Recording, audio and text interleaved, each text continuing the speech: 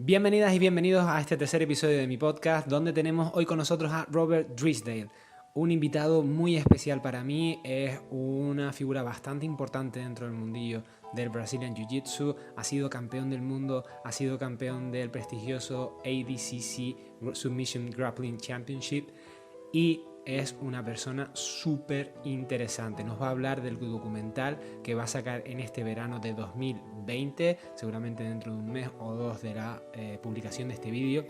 Y sinceramente estoy súper contento. Es una persona que conoce un montón la historia del judo, del jiu-jitsu y del Brazilian jiu-jitsu. Y este es un podcast que no te puedes perder. Es más, es en el primer podcast que voy a pedir públicamente que por favor suscríbanse, denle a like, comenten. Este tipo de vídeos son los que nos permitirán seguir creciendo en este podcast y nos permitirán seguir invitando a gente de este calibre y que acepten a concedernos estas entrevistas. Así que si te gusta este tipo de contenido y quieres más, lo mejor que puedes hacer para ayudarnos es suscribirse, darle a like a este vídeo y dejar algún comentario para que podamos seguir trayendo este tipo de contenido. Sin más, los dejo con Robert Drysdale. Espero que les encante este podcast. Yo he flipado con los conocimientos que he adquirido en el mismo y les invito a que lo escuchen tranquilamente. Un abrazo a todos.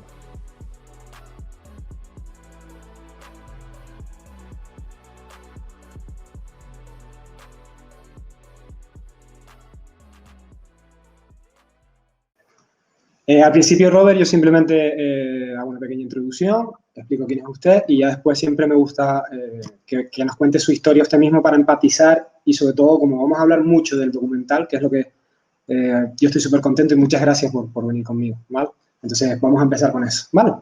Claro, bien, me llamo Robert Drysdale. Yo fui nacido en los Estados Unidos, pero viví en Brasil por mucho de mi infancia y adolescencia.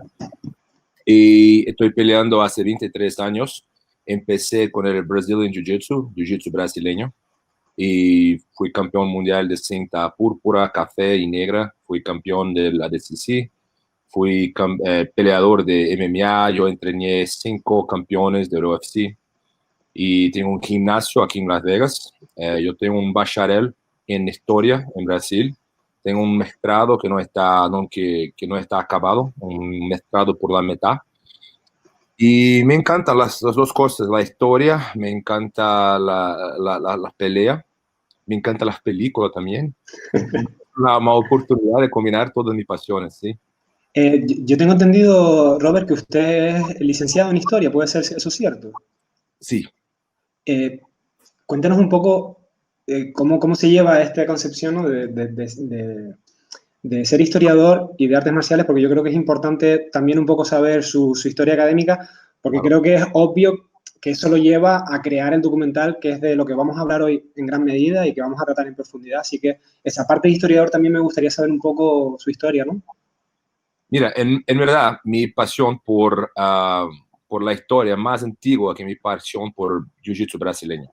Eso se muy antes, porque cuando yo era un niño, cuando tenía 7, 8 años, yo soñaba en ser un historiador, un arqueólogo. Y esto estaba siempre en mi corazón. Siempre pensaba, voy a ser un arqueólogo. A mí me encantaba la enciclopedia de civilizaciones antiguas, todo sobre Perú, Egipto, la civilización maya, azteca. Eso para mí es la cosa más rica en el mundo, ¿sí? Me gustaba mucho cuando era niño. Pero ahí siempre tenía, cuando era un niño también, todos los juguetes, todo tenía que ver con armas, con combate, con pelea, con lucha. Entonces, desde muy chiquito, estas siempre fueron mis dos pasiones, ¿sí? La pelea y la historia.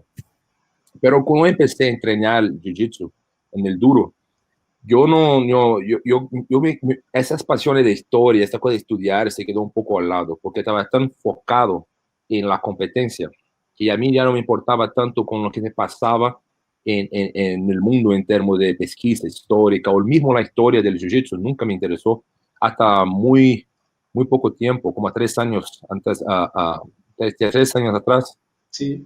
yo me empecé a me quedar cada vez más interesado en la historia del jiu-jitsu, porque yo conozco de historia lo suficiente para saber que las cosas no son simples. No. ¿Me entiendes? Son muy complejas y hay mucha gente, hay muchos eventos y no se puede decir esta cosa simplista de Maeda, Carlos, Hilio, o Jigoro Kano, Maeda, Carlos Hilio. No es tan simple. Es muy más complejo y más rico. Sí. ¿Sí? Entonces, mucha gente piensa que nuestro documentario es una tentativa de tirar crédito de la familia Gracie. No es el caso. Nuestra tentativa, nuestro intento es de completar la historia, de hacerla más completa y más rica, no más pobre. Y ahí estamos, y es mucha pesquisa, mucho trabajo. El documentario es demasiado trabajo. Yo jamás imaginaba que sería tanto trabajo. Normal. Hay que decir que Robert ha sido muy modesto con su historia y Robert se dedica a muchísimas cosas.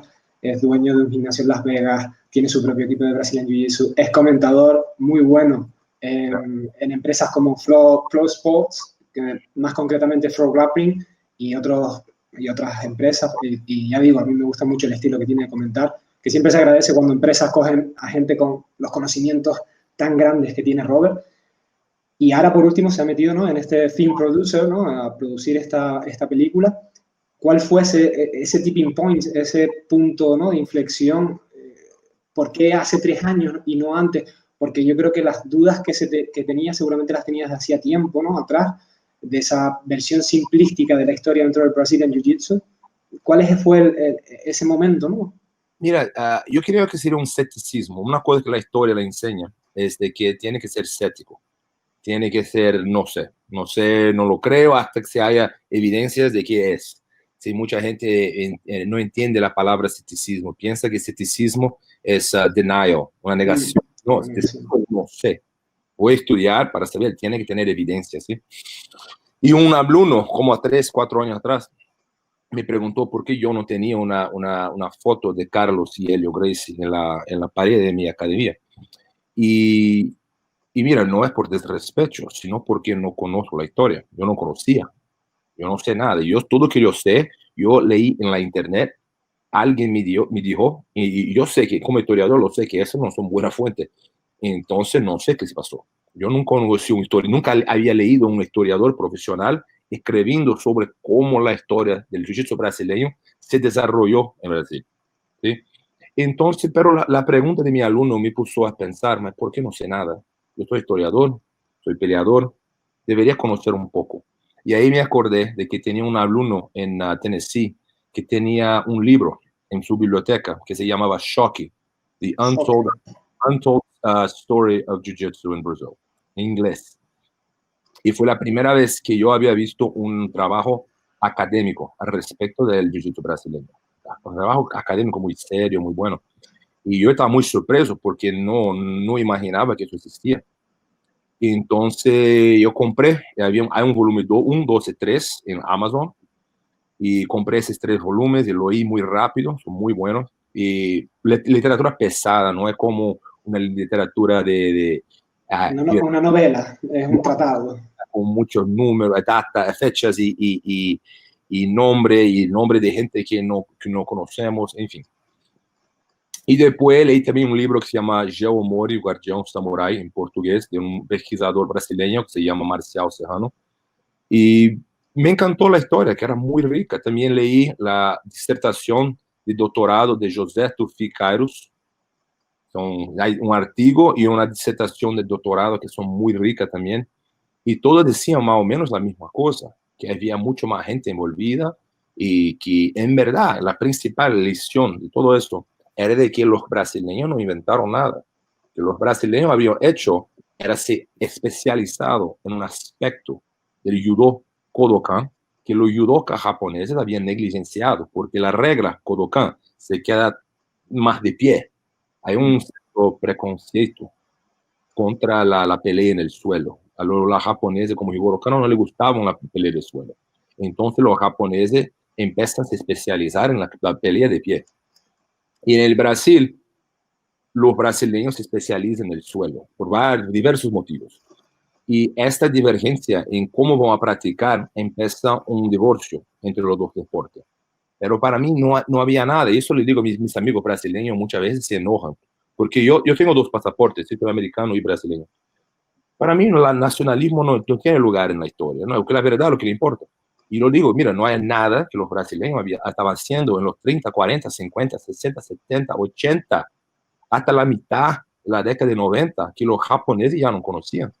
Los japoneses siempre estaban a la frente de los brasileños.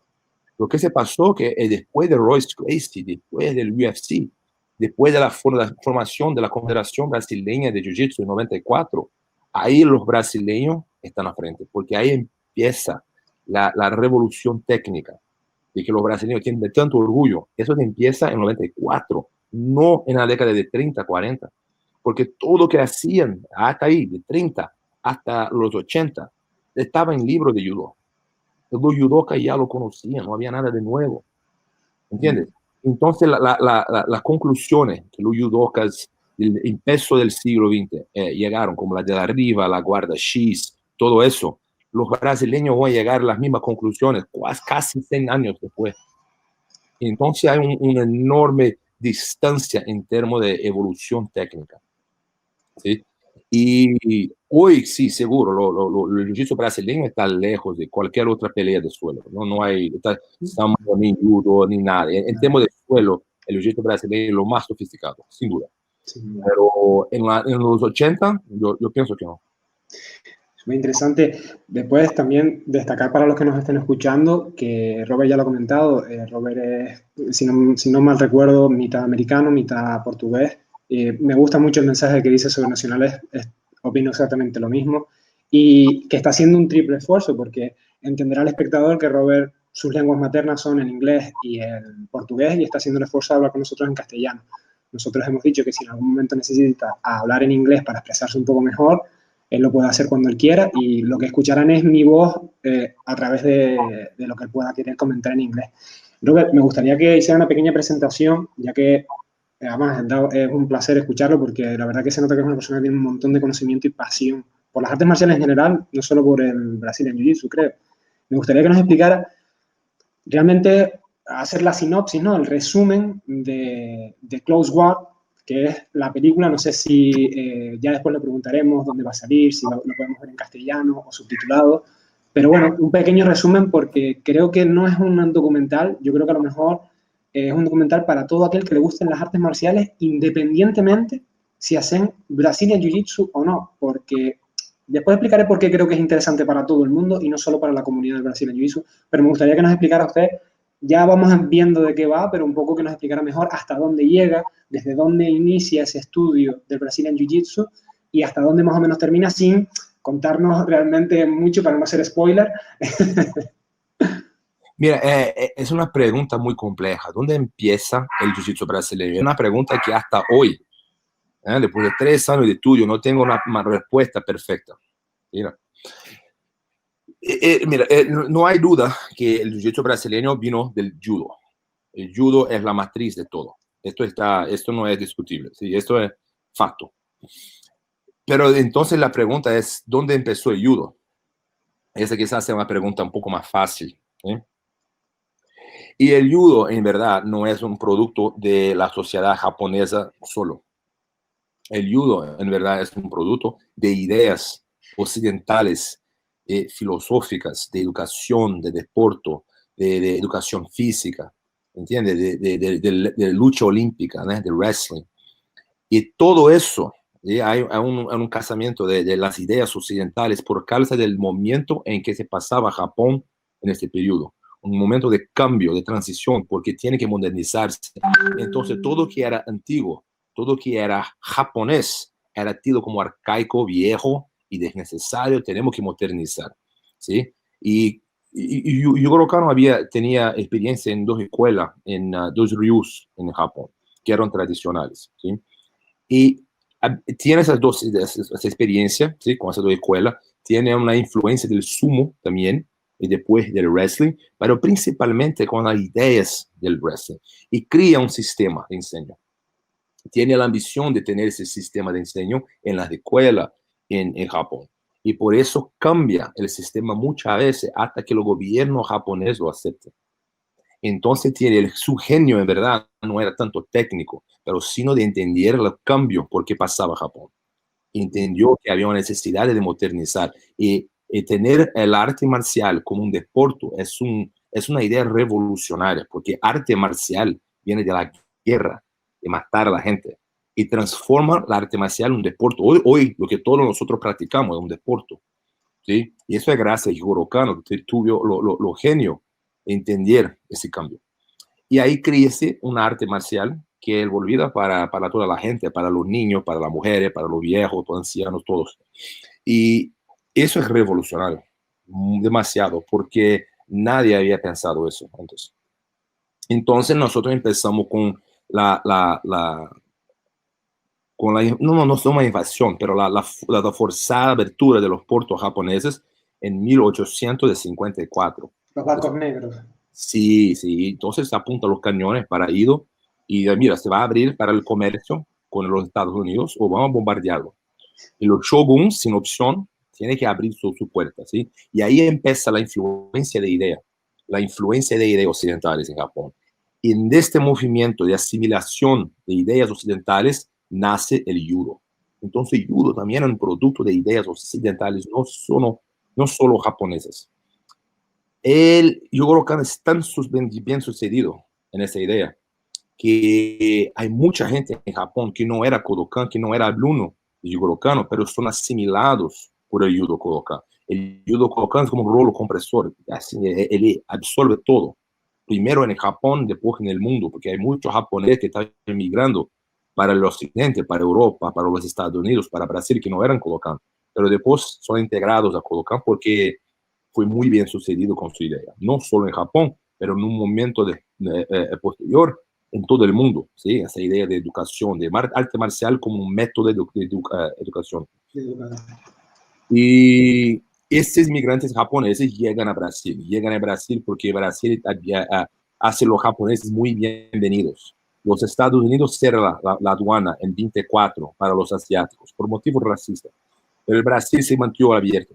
Y ahí entonces muchos japoneses vinieron a Brasil desde el empiezo del siglo XX hasta así. Mira, hay muchos japoneses en Brasil. Todo el que conoce Brasil lo sabe, hay muchos japoneses en Brasil. Y esa inmigración es muy importante. Primero, un momento en São Paulo y después en Belém do Pará. Maeda es uno de esos. Sí, Belém do Pará es importante porque ahí había el ciclo de la rubber. ¿Cómo se dice rubber? Rubber, goma. Goma, sí, ciclo de la goma, porque Brasil estaba exportando la Caucho, goma. Y todo el mundo. Entonces Belém, en la Amazonia, era una ciudad muy rica. Y por eso Maeda se cambia para ahí. Y allí empieza su experiencia como muy chiquita, así como peleador y profesor, porque ya está más viejo, ya está aposentado cuando está en Brasil. Entonces el papel de Maeda, en mi opinión, un poco exagerado, porque no hace mucho para el desarrollo del arte en Brasil. Su papel fue más de una persona importante, famosa, que daba credibilidad para que alegaba ser su alumno, que todo quería ser alumno de Maeda, porque era famoso.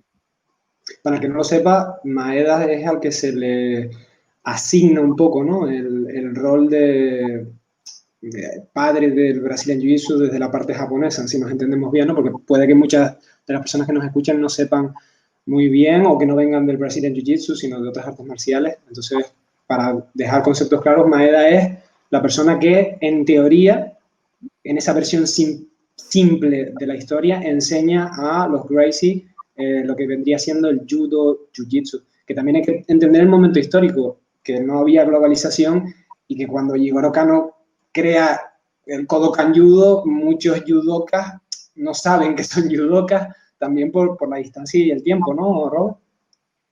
Sí, sí, y cuando se cambia, ese cambio muy interesante, porque cuando los japoneses salieron de Japón, la palabra jiu-jitsu era la palabra que estaba en la moda, es decir, era lo común, todo era jiu-jitsu. Después, los termos modernos se torna judo. Judo es el termo moderno para jiu-jitsu. Jiu-jitsu es algo antiguo, algo arcaico, el pasado que nosotros no pertenecemos más. El judo es el termo moderno, pero los japoneses que estaban en Brasil ya estaban acostumbrados a utilizar el termo jiu-jitsu. Entonces los brasileños emprestan la palabra y judo se queda una cosa completamente nueva. Pero lo que los japoneses enseñaban en Brasil era judo. No había Maeda, enseñaba judo, no hay duda. No enseñaba técnica oscura que nadie conocía, que eran técnicas secretas, que enseñó los secretos del samurái. No, eso es mentira. Eso no conocía otra cosa, a no ser una breve experiencia en el sumo y una experiencia en el judo, Kodokan. En Kodokan, ¿sí? Esta es su experiencia, un poco de catch wrestling en la Inglaterra, pero Maeda no sabría enseñar algo que era más antiguo porque no lo conoció. Entonces dice que Carlos y Helio resgataron el jiu-jitsu antiguo, verdadero. No, eso es mentira. Lo que practicaban era el judo de suelo, Newaza. Porque yo lo que veo mucho, Robert, es se nota que ha estudiado en el sentido de cómo afronta estos temas, ¿no? Porque lo que viene usted a decir siempre, ¿no? Que lo he escuchado en otras entrevistas, en inglés, en otros idiomas, es que hablaremos un poquito también de eso, ¿no? De la gente que cree que esto es polémico, cuando simplemente es información. La información, los datos son los datos, no podemos valorarlos más allá de lo que es. Entonces, cuando la tradición oral, per se, todo el mundo sabe que no es fiable. Es decir, si yo cuento un cuento, sé que de aquí a 100 años ese cuento no va a ser el mismo, va a ser otra cosa. Entonces, me gusta mucho las referencias que siempre hacen y me gustaría saber qué datos han podido coger, ¿no? Es decir, pues dónde se han podido documentar para todo esto, si han viajado a Japón, si han ido a Brasil, en Brasil, qué fuentes tienen, ¿no? Porque ya comentó un libro que de hecho lo voy a recomendar por abajo, voy a poner un link en Amazon para las personas que quieran ver ese libro que he recomendado al principio del podcast. Y un poco eso, ¿no? ¿Dónde van a grabar? ¿Qué se va a ver, ¿no? En el documental? ¿Qué zonas? ¿Qué datos? ¿De dónde van a coger esos datos? He ido muy rápido. Una vez más la pregunta. Sí, me gusta mucho lo certero que son los datos, siempre que lo escucho en otros podcasts, en otras entrevistas, siempre va estos datos, esta historia, este Sí. documento, y me gustaría que nos hablara un poquito de ahí y dónde. Japón, Brasil, Bueno, Estados Unidos. muy buena pregunta, porque en verdad esta renacencia, y así la llamo, una renacencia de pesquisa, empezó en 2012, con el Brasil digitalizó sus archivos. La Biblioteca Nacional digitalizó todo. Todo. Y ahí, sí, porque ahí se pasó, no todo, siguen digitalizando, hay mucha cosa nueva. Todo día hay cosa nueva. Por eso tiene que estar, la pesquisa sigue. La pesquisa es muy joven todavía. Quizá mañana va a tener otro dato que cambia todo, no sabemos. Por ahora nosotros tenemos muchas cosas. Pero desde 2012, antes, nosotros no teníamos casi nada. Por eso se sabía muy poco. Por eso no había otra fuente que podía desafiar la narrativa oficial. La narrativa oficial de cómo el jiu-jitsu se desarrolló en Brasil, esto estaba incuestionable hasta 2012. Después de 2012, nosotros tenemos mucha pesquisa, mucho libro, mucha gente pesquisando eso todo, porque ahí nosotros no tenemos acceso, ahí está más fácil. Entonces, en un primer momento, ese trabajo que cité, Roberto Pedreira, Choque, Marcial Serrano, Gel Omori, Guardião Samurai, y la disertación de doctorado de José Tufi Kairos. Y después yo pasé también a pesquisar un poco la Biblioteca Nacional yo mismo en su web. Es buscar para las personas que... Sí. Y esta búsqueda se pasó en la Biblioteca Nacional y es muy rico, es un acervo muy rico de periódicos de la época y así, hasta que fácil, no es como Google, para casi tan fácil como el Google. Y se puede pesquisar muchas cosas, ¿sí? Son millones de artículos, de periódicos, pero se aprende mucho sobre la historia del jiu-jitsu ahí. Entonces pasé a estudiar ahí también y con las entrevistas con los grandes maestres que en algunos momentos los grandes maestres estaban repitiendo o que habían oído. Entonces tenía que tener un poco de cuidado también, porque decían, no, eso se pasó. Pero porque por ser muy ancianos, la gente piensa, están correctos, lo saben. Mira, no es tan viejo, es joven, tiene 90, pero es joven, porque tú tenías 10 años cuando los eventos de que hablamos se pasaban. Entonces, tienen que tomar un poco de cuidado, tienen que corregir los grandes maestros muchas veces, porque estaban repitiendo lo que sabían, lo que habían oído de otra gente más vieja que ellos. ¿Entiendes? Entonces, esa es una fuente, la tradición oral es un poco peligrosa por ese motivo. La pesquisa, en toda la gente piensa que hay una cosa de supremacía blanca y de hombre cuando se dice que tradición oral no son válidas. Y sí, son válidas, como no, pero hay que tomar mucho cuidado, porque la fuente del periódico se cambia la misma por toda la historia, no se cambia. La opinión, esa cambia, todo día está cambiando. Entonces los ancianos que nos decían una historia hoy, hicieron otra cosa 20, 30 años atrás. Entonces es complicado, pero la principal fuente fue la Biblioteca Nacional Brasileña. Hay otros historiadores que pesquisaron fuente primaria en Japón. Hay otro libro que se llama Craze, que se pesquisa mucho la fuente primaria en Japón, en Francia, en España, por todo el mundo. Hay pesquisas muy buenas sobre todo eso. Y el problema es que la lectura no es fácil, porque es una lectura académica y pesada, pero muy informativo. Para la gente que es seria y quiere entender a la historia, al fondo, tiene que leer la película. Mira, es una puente entre el practicante y la pesquisa seria. No se puede sustituir la pesquisa seria porque solo un sino 90 minutos. Eso es imposible hacerlo, ¿eh? Sí, yo creo que yo personalmente llevo siguiendo el proyecto desde hace bastante tiempo, el proyecto de Klaus Schwab, y yo creo que puede ser una ayuda para todas aquellas personas que les interese la historia, pero desde un punto de vista siempre más fácil, como es un documental en el que ya pues historiadores, productores han hecho un trabajo para que nos llegue esa información y la podamos asumir, la podamos aprender mucho más fácil. Así que, ya digo, yo personalmente estoy muy emocionado con este documental y ya digo, como vemos, no es solo Brazilian Jiu-Jitsu, porque esto no es una historia, como bien comentaba usted, Robert, al final todo es un conglomerado y sí, se van dividiendo por diferencias de opinión, diferencias de reglas, pero la historia muchas veces está más interconectada de lo que tendemos a pensar, ¿no? Es decir, esto no es nosotros por aquí y ustedes por allí, sino que al final hay cruces de caminos, se separan, se vuelven a juntar, quién sabe. La historia da muchas vueltas. Yo como decir que la historia no es lineal, la historia es como un árbol. Un árbol, es así, no es simple, porque hay mucho evento, por ejemplo, la gente tiene que pensar en lineaje, lineage. Y Kano, Maeda, en primer lugar, Kano no fue profesor de Maeda, eso no es verdad. Maeda, no. Si conoció, no sé, pero no fue profesor, seguro. Hay 4 japoneses que le enseñaron. No me acuerdo sus nombres ahora, pero Tomita no fue uno. Mucha gente pensó que Yamashita, Tomita, no. Son 4 japoneses que nunca oí hablar, que fueron los profesores de Maeda.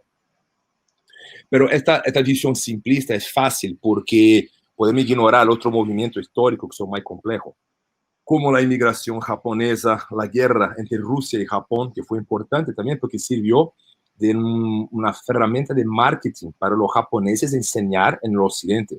Utilizaron mucho. Mira, nosotros japoneses somos chiquitos y ganamos de la Rusia, el país más grande del mundo. Entonces, la técnica de que los chiquitos puede ganar de los gigantes. Y nosotros conocemos la técnica. Entonces, para los occidentales, esa era una cosa exótica, era una cosa muy de curiosidad. ¿Quién son esa gente? Esa isla chiquita que puede ganar a la Rusia, ¿cómo? Entonces, eso sirvió de una herramienta de marketing muy bien utilizada por los japoneses. Entonces, fue muy importante. La inmigración a Brasil, muy importante también. ¿Por qué Brasil? ¿Por qué no otro país? Porque el Brasil, los japoneses le aman Brasil. Y el gobierno brasileño hacía muy bienvenido a los japoneses que venían. Entonces, el siglo de la goma en la Amazonia, todo eso es igualmente importante, no es solo Maeda, Carlos, Helio, son eventos de proporción histórica que tienen un lugar en nuestra historia. Y esta es la gran dificultad de nuestro documentario, de que tenemos que contar todo eso, es mucha historia, todo eso es un documentario en sí, la historia de Kano, la historia de judo, la historia del Maeda es un documentario, la historia del siglo de la goma, de la inmigración, es una historia riquísima. De globalización, nosotros hablamos de la globalización, nosotros hablamos no solo de pelea. Hay gente que piensa que la pelea es la única manera de mirar esta historia, y no es, porque la pelea está abajo de fuerza económica que son muy fuertes. Maeda fue a Brasil para ganar plata, no porque quería enseñar judo. Era un inmigrante desesperado, como todo otro inmigrante, quiere ganar plata, está trabajando, pero que mejor que trabajar en una plantación de café es enseñar judo. Entonces empezaron a enseñar y pelear en el circo. ¿Qué puedo ganar para ser famoso y pelear en el circo, entonces voy a pelear en el circo. ¿Entiendes? Porque no eran misionarios, como la gente piensa, que eran misionarios del Kodokan, enseñando judo, eran inmigrantes y como todo inmigrante, están buscando la plata. Y yo creo, Robert, corríjame si me equivoco, que realmente la historia real es incluso más motivadora porque se nos han implantado unos héroes casi de leyenda que no nos podemos sentir tan identificados, pero yo creo que muchas personas se pueden sentir más identificadas con un inmigrante que se ve en un país en el que no habla su idioma, en el que la gente a lo mejor la maltrata y la trata mal por ser de otro color o tener otros rasgos, y creo que podemos empatizar más con un Maeda forzado a entrenar judo porque es mejor que estar en esa plantación de café de sol a sol con un salario horrible, que un Maeda que lo sabía todo y era un dios del judo o del jiu-jitsu y enseñó, ¿no?, a los Gracie directamente. Yo creo que personalmente yo empatizaría más con la historia real, ¿no?, con la historia más aproximada. Es más rica. Eso es que la gente no entiende. La gente que quiera que estamos intentando destruir la historia del jiu-jitsu. Mucha gente se queda enojado conmigo. Que ya, ahora yo soy pro Gracie, anti Gracie, pro Pada, anti Frada, pro Brasil, anti Brasil, pro Japón, anti Japón. Mira, vamos a decir, la pasión para mí tiene que dejarla de lado. La ideología, pasión, eso, los factos. Vamos a mirar los factos. ¿Qué se pasó? Esto es lo más importante. Y esta manera más honesta, más correcta de estudiar la historia. Y la gente la gente tiene pensando que la historia tiene que ser como a mí me gusta. Tu opinión es importante en términos históricos. Esos son los factos. Tiene que estar, tu norte tiene que ser la verdad. Así lo digo, siempre. Y si la verdad no le gusta, es tú que tienes un problema, no la historia. Exactamente, porque ahora vamos a entrar un poquito en esto, Robert, porque sí me gustaría que lo explicara. Sobre todo, imagínese pues, que está hablando conmigo, que vamos a suponer que yo no sé quién es un Gracie o qué importancia tuvo en Brazilian Jiu-Jitsu, ¿no? Porque por fortuna esto lo escucha gente de otras artes marciales, de judo, de otras artes marciales que no tienen por qué ser solo Brazilian Jiu-Jitsu. Entonces me gustaría que nos explicara por qué esa controversia o esa posible controversia con los Gracie, porque hay un discurso que difiere del que a lo mejor usted va a dar en el documental, ¿no? ¿Por qué esa controversia? Mira, lo que se pasó es que todo lo que nosotros sabíamos sobre ese periodo inicial del jiu-jitsu en la Amazonia, en Brasil, vino de la palabra de Carlos Gracie. Pero Carlos tenía todo a ganar con esta. Yo era un alumno predilecto, favorito del Maeda. Yo me enseñó las técnicas secretas o que, pero no, el problema es que nosotros no tenemos nada, no tenemos una conexión entre Maeda y Carlos Gracie. No tenemos nada, solo el testimonio de Carlos. Otros testigos dicen que Donato Pires dos Reis, por ejemplo, dijo que nunca conoció a Maeda. Esa era una testemunha, un testigo ocular, porque estaba vivo y lo conocía los dos. ¿Sí? Entonces, es un problema. Este problema de línea, para mí es menos importante, pero la gente está siempre preguntando por qué de línea. Y para mí, el papel de la familia Gracie es más importante do que aquel que le siga un crédito, pero por otros motivos. El papel de Carlos y Gilio no es de revolución técnica, porque no revolucionaron nada técnicamente. Eso es claro para mí. Demuestra qué hacían Carlos y Gilio que los japoneses no conocían a mucho tiempo. Nada, no, yo no encuentro nada. Y me muestra, por favor. O hasta los peleadores de los 80 me muestra qué hacían los mejores peleadores en Brasil de Jiu-Jitsu, qué hacían que los japoneses no conocían. No sé, nada. Entonces, el papel es más importante porque fue un papel de resistencia a la expansión del judo. Y esto es muy más importante porque si no es por la resistencia de Carlos y Gilio Gracie, nosotros estaríamos todos haciendo judo. El jiu-jitsu brasileño existe por causa de ellos y su resistencia, casi una teimosía, yo diría, porque no querían estar abajo de la jerarquía Kodokan. Era prestigioso, había más plata, era mejor financieramente, pero siguieron firmes. Nosotros vamos a hacerlo diferente. Nosotros vamos a ser líderes de algo diferente. Y salió bien. Sí, eso lo hicieron. Eso no hay como tirar crédito de ellos. Eso lo hicieron, seguro. Pero no fue como nos contaron. por otros motivos, con otras motivaciones, pero sí, no, son centrales, seguro. Sí, pero que no hay ningún problema. Es decir, yo creo que es el problema que por eso yo estoy tan emocionado con el documental. No solo porque me parece un trabajo que no se ha hecho, un trabajo serio, histórico. No recuerdo yo, por lo menos, a lo mejor estoy pecando de ignorante, pero yo no recuerdo un documental igual, ¿no? Ni en Brazilian Jiu-Jitsu, ni en Judo, ni en Karate. Todo siempre es cuando vemos incluso libros, ¿no? Vemos cómo es la figura de ensalzar al líder, ¿no? Es decir, de poner al líder en un estatus superior al que hay que alabar y un poco que, bueno, que es una figura casi divina o ¿sabes? De Mesías. Y yo creo que no, que yo empatizo más con el Semaeda que hablábamos antes y con un Gracie que quiere ser su propio dueño de su propio destino. Es que no creo que haya problemas en eso.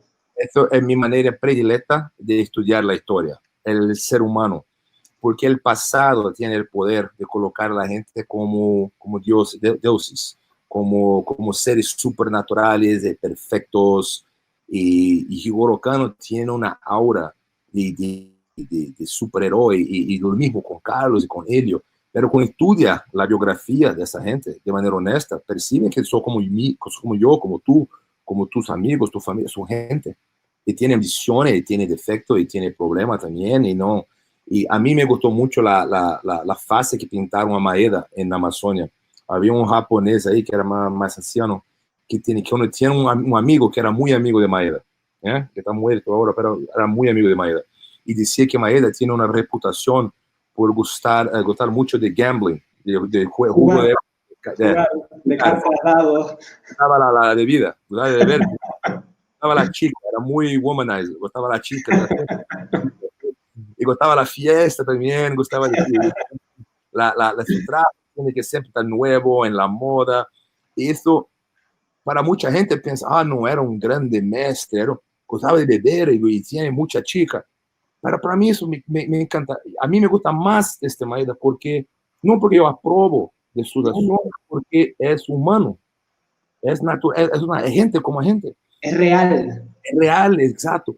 Entonces, es lo mismo con Helio Gracie. Helio tenía mucho defecto, mucho. Carlos lo mismo. Todos, George Gracie, todos tenían su fuerza y su fraqueza como gente. Y para mí estudiar la historia, sí, es muy más rico que decir Helio era un perfecto ser humano, que era fuerte, que inventó el jiu-jitsu brasileño. Esa historia para mí es cosa para niño. Esa es la historia que tú cuentas para tu niño antes de dormir. Y Robert, yo vengo más de la parte tradicional japonesa, de judo, y yo puedo entender esa elevación, ¿no? a Dios o divinidad de Jigoro Kano, Funakoshi, etcétera, etcétera, en la sociedad japonesa. Pero la verdad que me sorprende mucho cómo los brasileños han hecho lo mismo, ¿no? con los Gracie, y se ha ido haciendo el mismo camino, separado mucho, por mucha distancia y por mucha distancia social. La cultura brasileña, hasta de donde yo sé, no tiene mucho que ver con la cultura japonesa, y se han cometido los mismos errores, ¿no? Es decir, los errores que vemos en Japón, ¿no? De esa veneración excesiva. Respeto siempre, pero veneración, hay que entender que eran humanos y no hay ningún problema, ¿no? Lo que hablamos de Maeda y sus defectos o su estilo de vida, es su vida, es que no hay ningún problema. Entonces, ¿cómo ha sido posible eso en una sociedad como la brasileña, mucho más distinta que la japonesa? Ese cambio de sí, el mismo error de ensalzar las virtudes únicamente de los Gracie, mismo error que Jigoro Kano, Ueshiba, Funakoshi, etc. Sí. Entiendo la pregunta. Yo no estoy entendiendo la pregunta. Yeah, which is the similarity? Because I see the similarity of the faults that to idolize the figures of Jigoro Kano, Funakoshi. The culture in Japan is a very hierarchic society, but Brazil society is very, very different, and they make the same mistake. Esta idolatría de que tú hablas, esta idolatría, esta es un producto del marketing en los Estados Unidos. En Brasil, nadie tenía una foto de Carlos y Helio en la pared, nadie. Esto nunca lo vi. Hoy quizá, cuando yo empecé a entrenar el jiu-jitsu, yo empecé en 98. Nadie había una foto, nadie en un gimnasio había una foto de Carlos Ilio, la gente conocía muy poco, había poquísima gente que sabía lo que era el jiu-jitsu brasileño. Yo, como un niño en Brasil, no sabía. Yo voy a hablar del jiu-jitsu por la primera vez después del Royce Gracie. Antes era judo, kung fu, karate, taekwondo, eso lo conocía. Igual que en España, en Alemania. No conocía. Jiu-jitsu era cosa de ninja. Era una cosa, no sé, no era una parte de mi vocabulario. Pero después de Royce se cambió. Entonces, esta idolatría, esta historia, esta narrativa es, en verdad, no totalmente, pero en grande parte, es un producto de los 90. No había, nadie en Brasil llama de jiu-jitsu brasileño. Por lo mismo motivo que cuando tú vas a China, no se pide comida chinesa, se pide comida. Comida, no es comida chinesa, es comida. En Brasil nadie llama de jiu-jitsu brasileño. Entonces, esta historia es más fuerte en los Estados Unidos do que en Brasil. A los brasileños, cuando le dicen, mira, la historia es más compleja y hay otro personaje, los brasileños están, sí, claro, cómo no, seguro. El choque está más fuerte en los Estados Unidos, donde la gente oyó por años y años y años mucho marketing al respecto de cómo inventar un estilo nuevo en Brasil. El brasileño está menos preocupado, yo creo, con esta idolatría que otra gente. El brasileño es un pueblo, en cierta manera, un poco más cético y también no están tan en serio al respecto de eso. Los brasileños están como interesantes, pero vamos a entrenar. Sí, es más práctico en ese sentido. Pero se percibe que mismo es interesante decir cómo la historia se repite, no los mismos cuentos, pero parecido. En el empiezo de judo en Japón había un debate muy vivo entre el Jigoro Kano y Kodokan y otra escuela del interior de Japón que querían más suelo en la pelea. Entonces estaban siempre debatiendo sobre la regla, porque Jigoro Kano quería más de pie y los otros, nosotros queremos más el suelo. Y cuando peleaban y se podía llamar para la guardia, los japoneses del interior ganaban de los miembros de la Kodokan. Yo pienso que Jigoro Kano conocía poco de la lucha del suelo, porque tu experiencia era de escuela que había poca pelea de suelo, había más una experiencia más de pie. Entonces, lo que yo no conozco, lo condeno. Lo que no conozco no es bueno. Lo que lo conozco bien, ese es bueno. Así somos todos nosotros. Yo, tú, es el ser humano. Y hay mucha resistencia del interior. Y de esta resistencia tiene una parte en la creación del Kosen Judo, que se queda abajo de la estructura del judo internacional, pero separada al mismo tiempo. Sí, sobrevivió una tradición muy antigua, ¿sí?, de pelea de suelo. Hoy nosotros tenemos, en Brasil, en la década de 30, 40, había un debate muy parecido, porque los japoneses querían quedarse de pie, los brasileños en el suelo. Quería pelear sin tiempo, sin punto, quería sin manga, para que la queda... Guarderaña.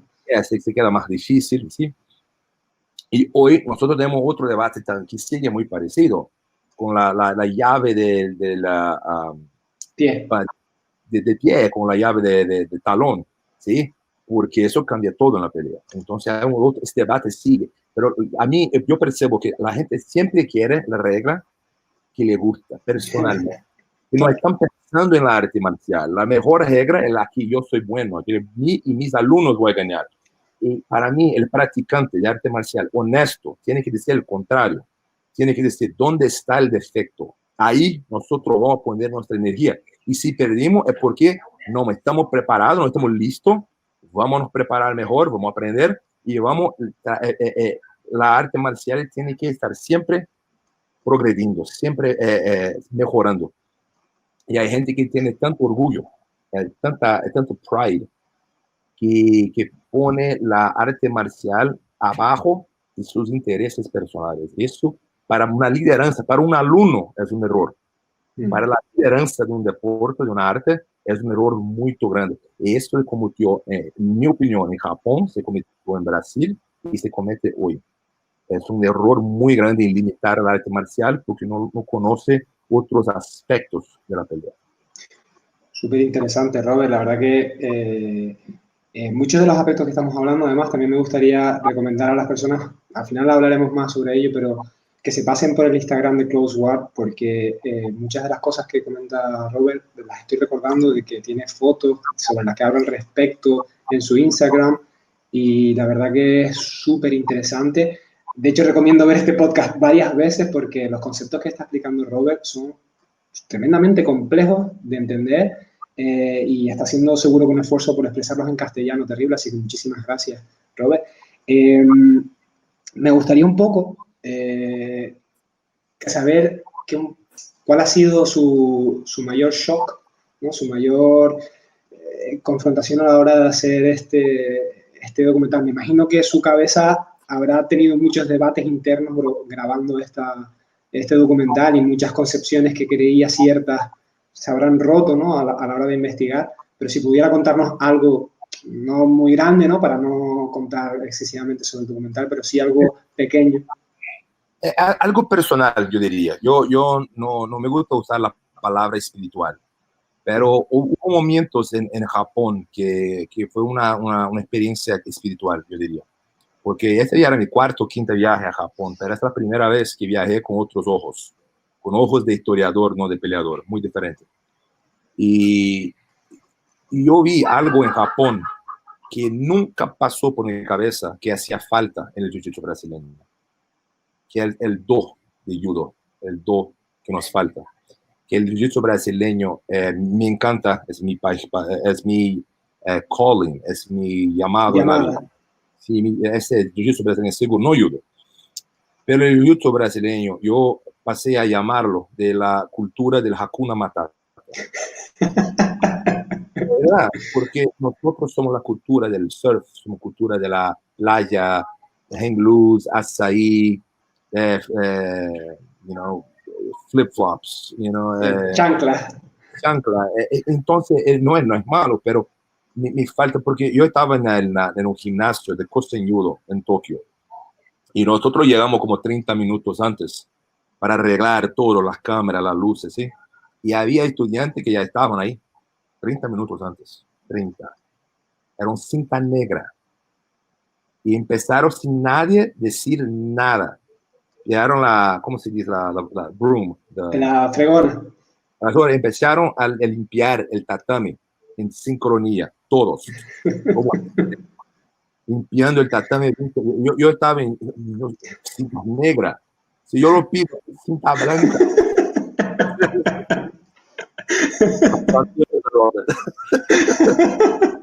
Pero para ellos era automático, ¿entiendes?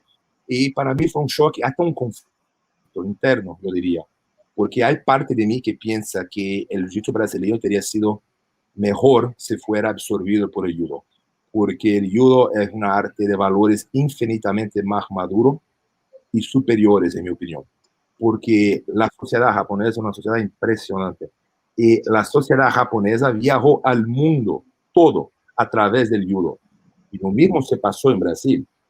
La sociedad, la cultura brasileña viajó al mundo a través del jiu-jitsu brasileño. Y a mí me gusta mucho la manera descontraída de los brasileños, me gusta el açaí, sí, pero yo pienso que a veces falta un poco de la cultura japonesa, ¿no? Hoy, el jiu-jitsu profesional como está lo opuesto de lo que pensaba alguien como Jigoro Kano. Está muy despechoso, está como pro wrestling, está como boxeo, no está más como judo. Y eso hace una falta muy grande, porque la generación nueva que viene están aprendiendo todo. Y yo pienso que el futuro será técnicamente muy bueno, técnicamente mejor que todo el tiempo de la historia. Sí. Pero a nivel moral, nosotros perdemos mucho. Y mucha gente piensa que es muy importante. Para mí esta es la piedra angular, la columna central de una arte, es cosas como el respeto y el conocimiento de la historia, la identidad, la filosofía. Eso es muy importante y nosotros no tenemos. Y Robert, yo que me considero judoka, y la verdad que estoy bastante contento de que haya visto esa parte del judo, porque a mí también me parece una pasada, ¿no? Ese Japón, no solo ya de entrenar, de luchar, sino de cultura, de el ambiente que hay en Japón dentro y fuera de un tatami es muy distinto a otras partes del mundo y es una cultura muy bonita, ¿no? Y a través de las artes marciales, que yo siempre he defendido que las artes marciales todas curan de racismo, ¿no? Porque gracias a las artes marciales puedes conocer Brasil, Japón, China, lo que sea, ¿no? Y creo que es una herramienta de conectar sociedades distintas. Pero ¿usted cree que podía haber sido posible juntar lo bueno de los dos mundos? Juntar ese gran marketing, esa gran flexibilidad técnica, esa gran evolución técnica con un alto, porque yo el judo lo que más critico es la eliminación, ¿no? Es decir, ya no se pueden agarrar piernas, ya no se puede, y cada vez el judo es más pequeñito y más chiquitito en competición. Después cada uno enseña lo que quiere, pero en competición.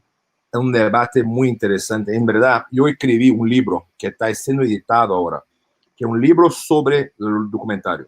¿El título, Robert? ¿Cómo se llama? Opening Close Guard. No está listo. Claro. y yo pienso que estará listo al mismo tiempo que el documentario. Ya está escrito, después voy a traducirlo para el portugués y quizá para otra lengua, polonés, ruso, castellano. Así. Y hay mucho material que nosotros no podemos utilizar en la película. Hay mucha información, conclusiones mías, inclusive cosas que tú acabaste de decir sobre cómo hay una manera de tener los dos, la flexibilidad técnica, ¿sí? la creatividad del brasileño, que los brasileños son extremadamente... El brasileño tiene una habilidad de resolver cualquier problema en los últimos 3 segundos. No los 3 segundos finales, el último momento, mira, ya hacemos eso, pum. Y sorprendentemente lo hacen así casi toda la vez. Es una habilidad extraordinaria. Y esta habilidad técnica de brasileña, la creatividad y respecto a la jerarquía, la cultura de Japón. De los japoneses. Esto para mí es algo impresionante, que es lo opuesto de los brasileños. Hay como encontrar un medio. Hay que tener los dos, ¿sí? Y yo creo que sea posible, pero hay mucho debate, muy interesante decir eso. Pero en mi libro yo llego a esta conclusión, y nosotros no tenemos el do nos falta, ¿cómo hacerlo? ¿Qué podemos hacer para cambiar eso? Y yo creo que como cualquier problema, el primer paso es reconocer el problema. ¿Cómo lo reconocemos? Ahí podemos intentar cambiarlo. Pero primero tiene que conocer el problema. Y nosotros tenemos el problema muy grave en Jiu-Jitsu. Mucho debate, tiene que pensar, todos nosotros podemos hacer un poco, ¿sí? Todos hacemos un poco y colectivamente sí, cambiar el deporte.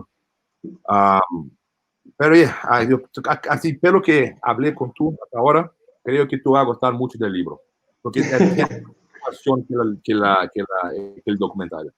Sí, yo ya digo, a mí la verdad que poder hablar con usted hoy está siendo una experiencia súper bonita porque ya digo, hayamos practicado brasileño, yo es que quiero recalcar mucho, este documental no es solo para practicantes de Brazilian Jiu-Jitsu, lo he dicho ya varias veces durante este podcast y lo vuelvo a decir, es un trabajo impresionante, pero ahora en vez de decirlo yo, que bueno, tengo mi voz, pero creo que ¿por qué debería de verlo un judoka o incluso un karateka? Yo tengo una conclusión y a lo mejor la voy a decir a ver si coincide conmigo, Robert.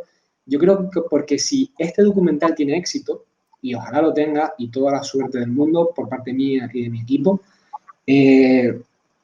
abre las puertas a que esto siga ocurriendo, a que haya documentales sobre Jigoro Kano, a que haya gente que quiera estudiar a Jigoro Kano, a Funakoshi, a Carlos Gracie, a estudiar qué ocurrió de verdad para poder mejorar hacia dónde vamos y no tener esos errores que han cometido los demás. Es decir, porque al final tu padre, tu madre, lo que no quieren es que repitas los mismos errores, pero no te reconocen cuando hay dinero y cuando no. Y aquí nos están mintiendo muchas veces de cuándo había y cuándo no. Entonces, esa es mi conclusión de si tiene éxito Close Guard, y espero con todo mi corazón que lo tenga, que pueda haber, o usted mismo, que Netflix se ponga en contacto con usted y puedan hacer una serie más larga, y creo que puede ser eso, la puerta que dé que dé vío a más tipos de documentales de este tipo. Sí, yo creo que sería muy rico, muy importante. El problema es que es muy caro. Yo tengo material para 10 películas. El problema, la postproducción es muy cara. Es muy cara. Entonces ahí está el problema. Yo espero que la recepción sea buena.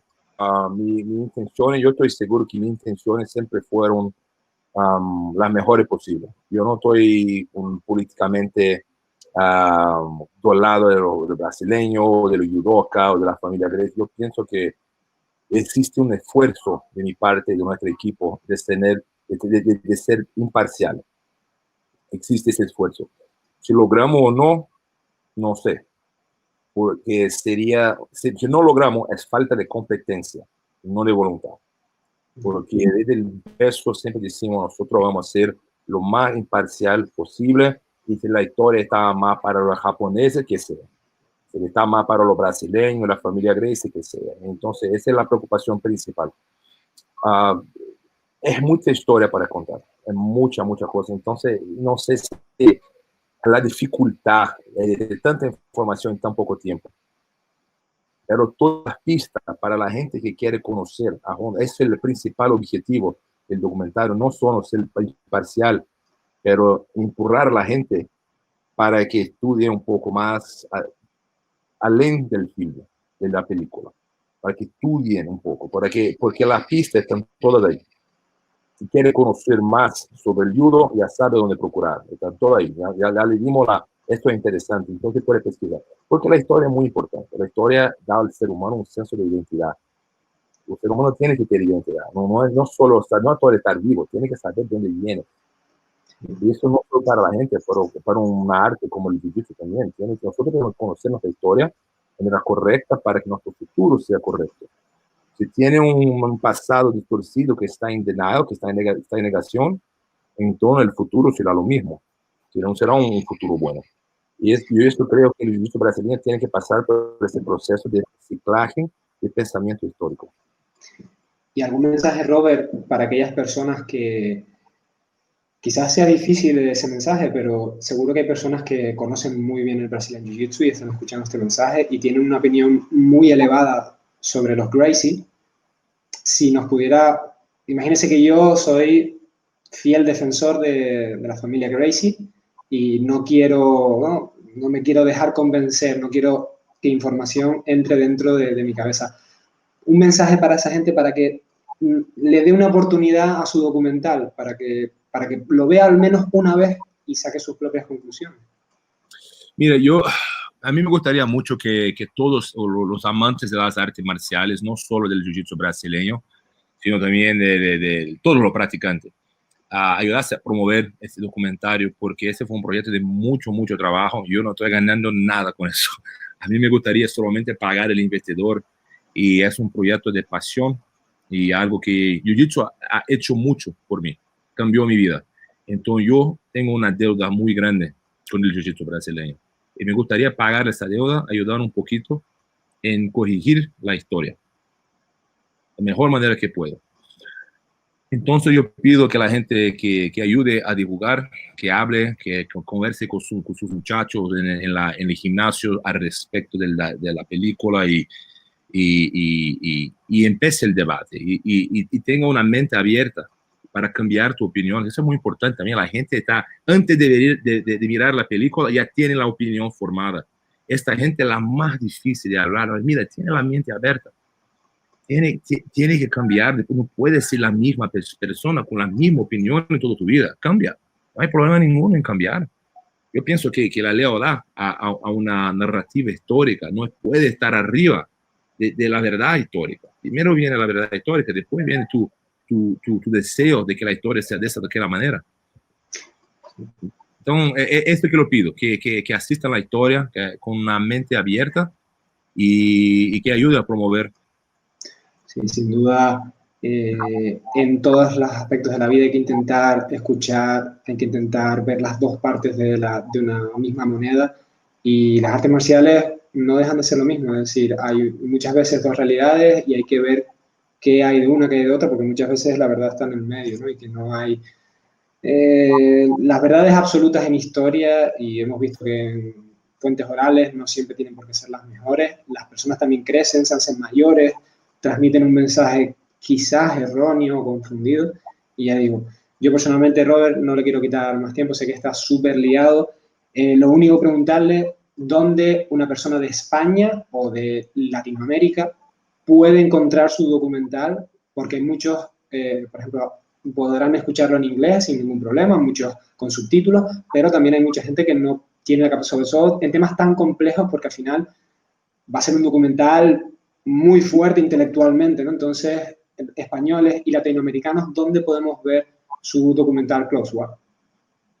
Mira, nosotros vamos a poner el documentario en nuestra plataforma, en nuestro website, closeguardfilm.com.